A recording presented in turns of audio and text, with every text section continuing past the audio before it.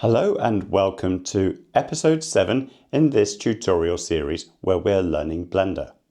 Now in this tutorial we are going to be making a lead valley in our roof, and then we're going to go on and make roof tiles and put them on the roof. Now in the process of learning all of this we are going to be looking at reference images to make a roof tile, and we are going to be learning about Bezier curves. Finally, we are also going to be learning a new tool, which is called the Bisect tool. So first things first, we want to tidy this gap up. Now, we have a brick wall which goes up to this edge here. Beyond that, we have got some rendering. And the thing is that there's no wall underneath here. It just goes straight onto this, this joist here. So I'm reckoning we've got some interlocking bricks which are somehow cantilevered with the rest of the brick wall. So we're going to sort that out. But on the other side, there's no brick wall going out this way. This is almost straight onto this plywood wall here. And what I think is going on here is that you have got a cement board which goes in here. 2 centimeters of cement board and then 1.5 centimeters of render on top of it. Now this is one of the few things which I can actually not deduce in terms of how it's built in my house. There isn't too much that makes logical sense, but as I've mentioned previously, the width of the eaves here is precisely 1 brick width longer than it is on this side. And that's also true in real life. So we're going to go ahead with that, and then we're going to start making the groundwork for the water channel.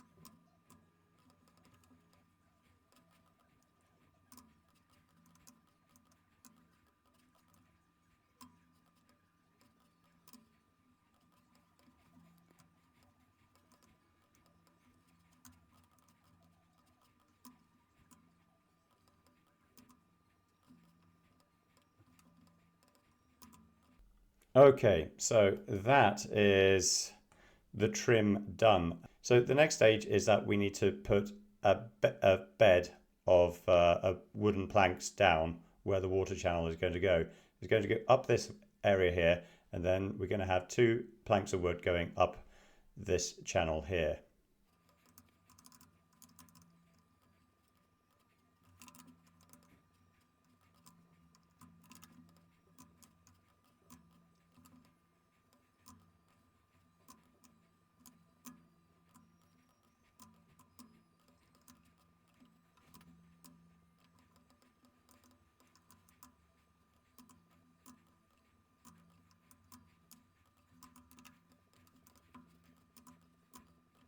Okay, so now what we want to do is rotate this about their local axes until this edge here snaps onto this valley corner here.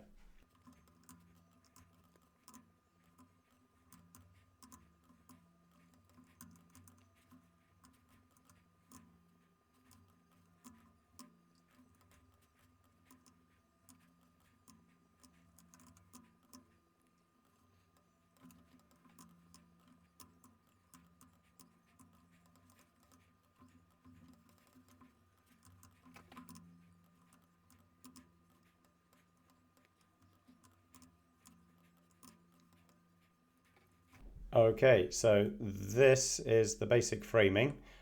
I had already moved these counter battens back to fit here on a previous take. So that is work you will have to do, but the battens themselves can be nailed directly onto this in real life.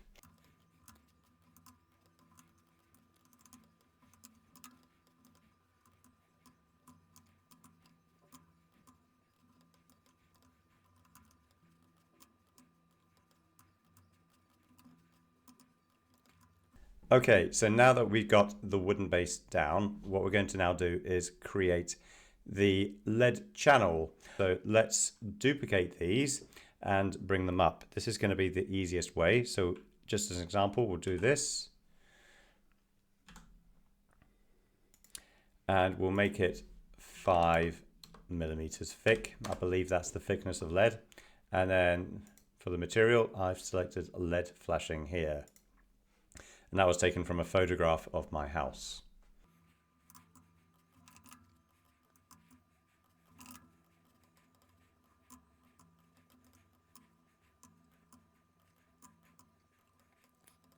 So what we want to do is mold this lead so that it sits above these battens here. Same also goes for this channel here. So it's a proper channel.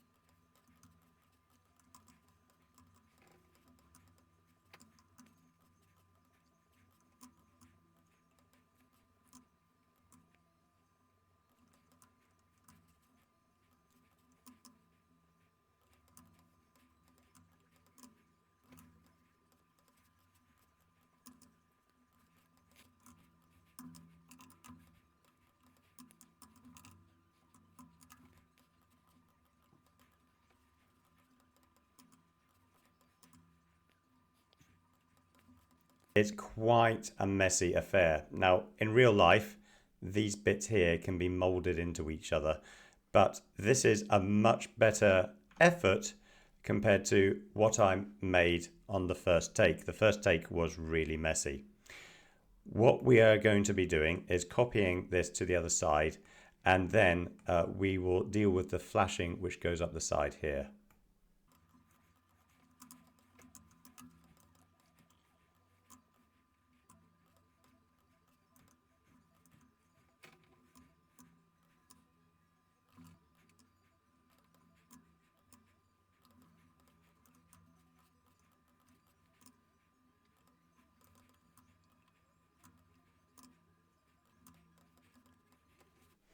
Okay, this is not looking too bad. So what we're going to do is raise this little bit here up a little bit, and then we are going to create some flashings.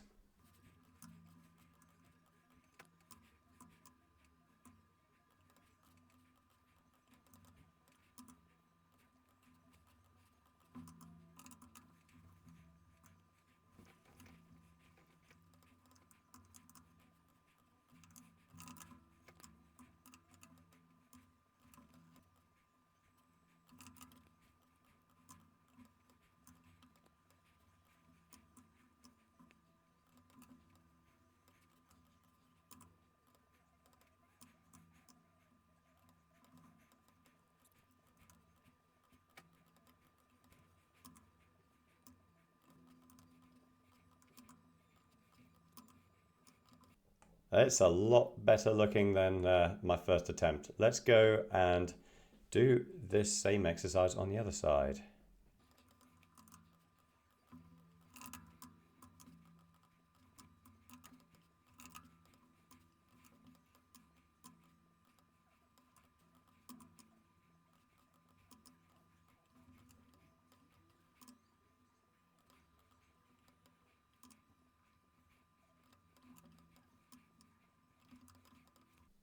Okay, so those are the lead channels all done.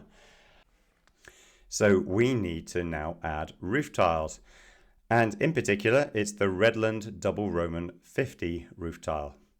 So we're going to use a reference image. This is going to be one of the most complex pieces that we've made in Blender. So Shift A, and we're going to add a reference image. We need the roof tile. So now we have our reference image. We want to press Shift A again. We want a plane. We want to rotate that plane about the y-axis, 90 degrees. We want to apply scale and rotation. Okay, so now this plane, we want it to be 330 mil, 417 mil. What we're going to do is scale this image down to the same size as the plane.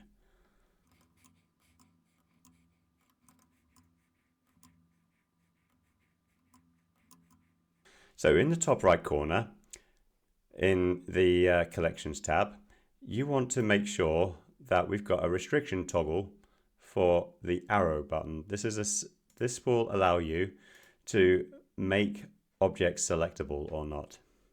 So in this instance, this item here, you need to make it unselectable. What that means is that you cannot accidentally move it, rotate it, scale it, and so on. That is ideal. So now that it's unselectable, we can remove this plane. And what we're going to do now is add a Bezier curve. So Shift A, go to Curve, Bezier. What's it look like? Looks like one of these, pretty basic. Rotate Y 90. And then we're going to apply rotation and scale. And then we're going to apply a scale along the x-axis of 0. We want to make it completely squashed against the x-axis. So now we can apply scale again. And now we can tab in. So we've got two nodes and we've got these handles. So if you click on the handle, grab, move it, you can see exactly what it does. And what I want you to do is select these handles and press V. And you want to select vector. And we'll do that for each and every one of them. What does vector mean? It basically means that wherever you move the node, the handle will point in the direction of the other node all the time. It's great for creating straight lines, and many of these are going to be straight lines. So what we're going to do is move that up to here, and then we're going to move this up to here, and we're going to remove the snapping tool. We're going to zoom in. And then what we're going to do is create a subdivision. We're going to select both nodes, right click, subdivide, new node. So we'll grab that and we'll move it over this way. And there it is. Then what we'll do is select these nodes and we'll subdivide. And we'll subdivide an appropriate number of times. And then we will place these nodes at different points along this profile.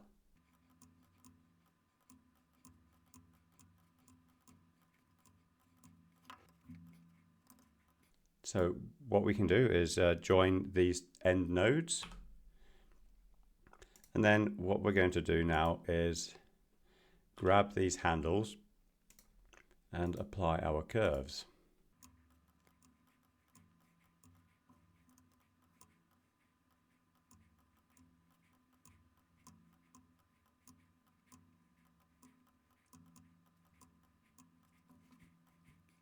So now what we're going to do is bring on the snapping tool and we're going to vertically align a lot of these.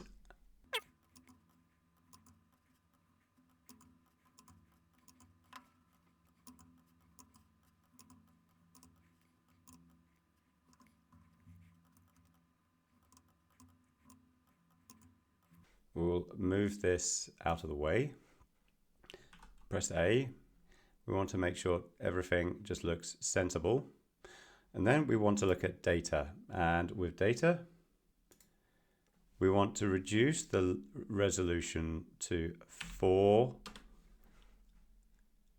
vertices per curve. And we don't want it to be too much. So now we also want to just move this down 0.025 minus. Okay, so this is going to be converted into a mesh. So we put it into object mode and then we convert it into a mesh. And tab back in and it will look a lot more familiar.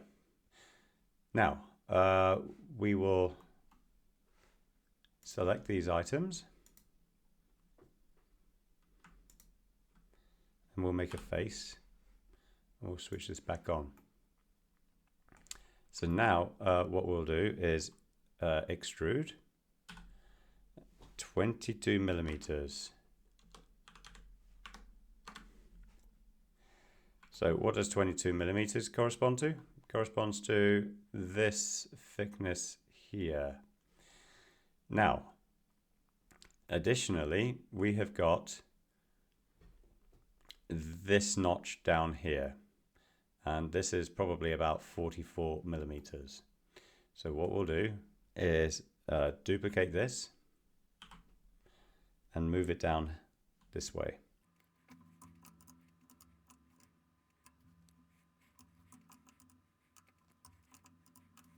So now that we've got that done, we need to look at what the rest of the tile is. It's quite a thin profile. So 51 millimeters is how thick the overall profile is, but 36 millimeters is what we have in the middle. So what we're going to do is move the cursor to here, and then we're going to select the lines that we want to scale. So now we will duplicate the line. We will grab that, move it to here. Okay. Now if you see here, it's 36 mil thick. 36 divided by 51 is 0.705. So let's scale this along the Z axis, 0.705. So now we have something that needs some adjustment.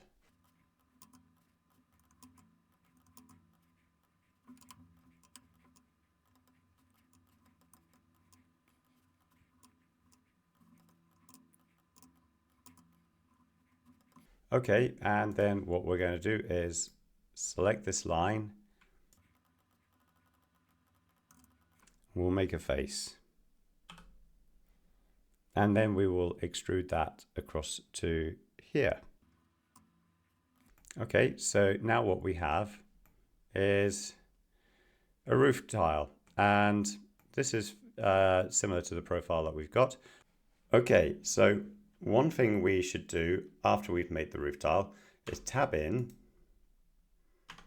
and we want to select all the vertices and merge them. So then we merge by distance, and then when we made this extrusion onto this face, they were separate vertices, but now they're merged together. So now it is time to give it a material, and we've already made a material called roof tile, and now it's time to put it on the roof.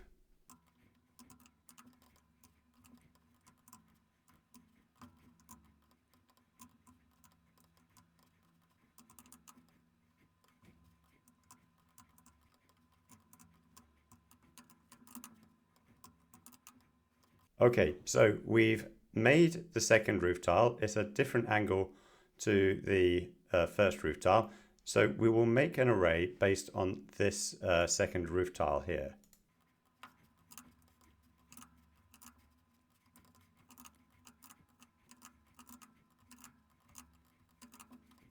Okay, and we will now apply an array along the roof plane.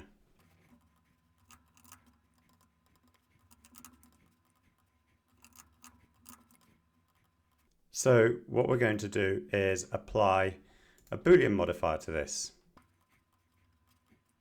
Now you can see along here that we've got roof tiles missing, and I've done this. This is not the first take I've been trying this. I think this is probably about the 10th take, and you can see when you get these kind of gaps here, the Boolean modifier is not the most satisfactory tool to use. Now, a lot of it is down to overlapping geometry, but if I separate out these roof tiles to prove that there's no overlapping geometry, it demonstrates to me that the overlapping geometry, if it exists anywhere, exists within the roof tile itself. As you've seen, it's a fairly complex geometry. So we're going to use another tool, but in the meantime, I'm going to remove the Boolean modifier, and then I'm going to apply the tiles on all roof surfaces.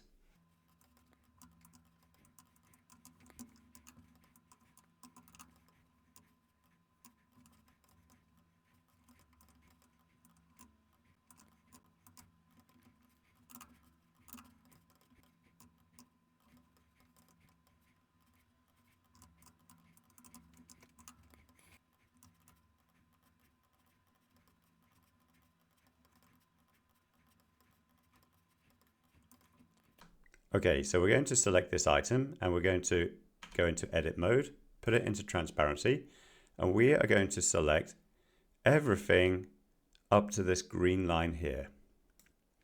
Now, this is where things get interesting. We're going to use a new tool, and this tool is called the Bisect tool. So you've got two options here, the knife tool and the Bisect tool. So now we are going to find our edge, and we're going to go along this direction. So we're going to cut right along here. And we're just going to check and adjust to see that we are in the right place. So you can drag this as you see fit. I think about here is where we want to cut. And then the interesting thing is that you can now clear inner, and everything is deleted. And as if by magic, we have now got a really nice, hopefully very clean cut. So we will repeat that process on the other side, and then we will discuss this item here.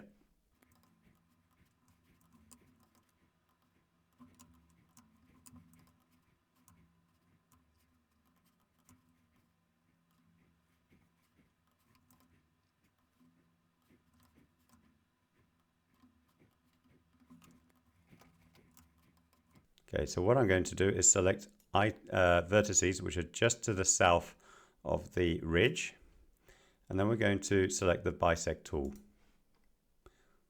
and then we are going to cut about here.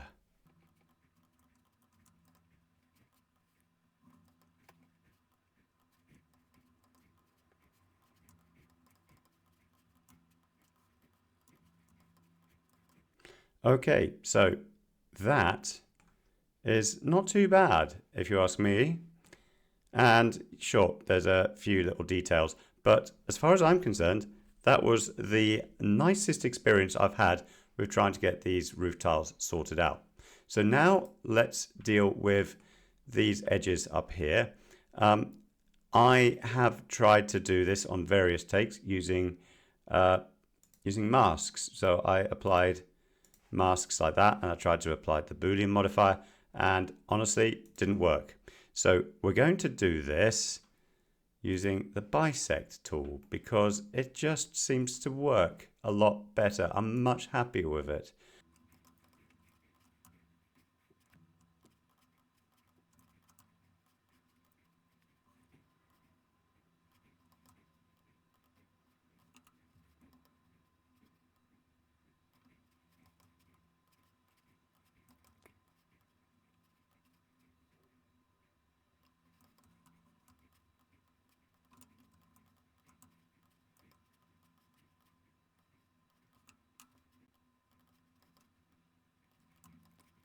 Okay, I am very pleased with that. Look at that.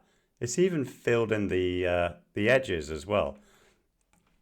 That is very satisfactory. The one thing it didn't really do is that it didn't really do snap to vertices. So that's one thing. But you can adjust the angle after you've set the line. So yeah, I mean, don't do a select box and then just delete the vertices, because that just makes things messy. But this took a long time. I mean, I'm on to my 10th take doing this instructional video, and yeah, really very good indeed. Well, this episode has taken a very long time to actually produce. There have been about 10 takes where I was making a really messy job, and I was never really satisfied with the process of doing things in a messy kind of way. And I was doing a lot of research, and I discovered the Bisect tool. Previously, I was using the knife tool, and before then, I was using the Boolean modifier. And honestly, the Boolean modifier should do everything, but it really doesn't. It's really not very good with more complex systems. But the Bisect tool did the job beautifully well, and you can actually set the angle precisely, but you can't define the angle. What you do is define the XYZ normal direction, and once you do that, then you can set your 45-degree cut very precisely indeed. So I hope you've learned something from this, because I certainly have. And in the next video, we're going to be applying some more detail to the roof. We're going to be applying ridge tiles and maybe even dry verge. But then finally, what I want to do is make the porch look like a porch. And at the moment, it looks like a rather anonymous building with no windows and no doors. That kind of suggests to me that it's a government intelligence building, which is supposed to blend in with the background, but then everybody uses it as a drugs den. But this one doesn't have a door, so it can't be. So we're going to try and improve on that in the next episode. So in the meantime, I'd like to thank you all for watching, and I'll talk to you again very soon.